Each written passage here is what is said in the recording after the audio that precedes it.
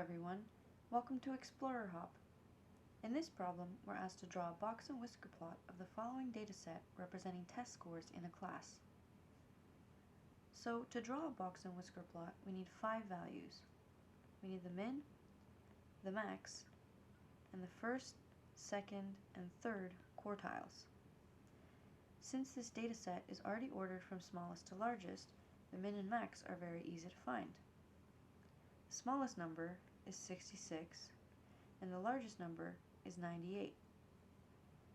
Now, to find the quartiles, we first find Q2, which is the entire median of the dataset.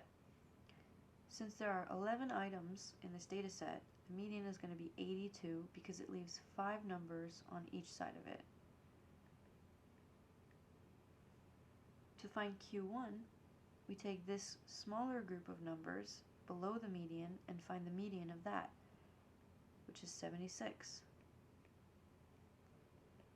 The same thing with Q3, we look at this group and find the median, which is 91. Now that we have all of these values, we can go ahead and draw the box and whisker plot.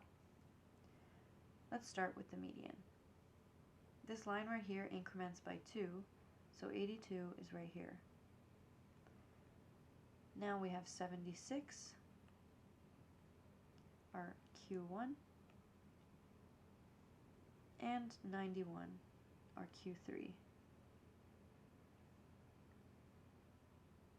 This is the box part of our box and whisker plot, and to add the whiskers we just have the min and max values. So 66 is over here,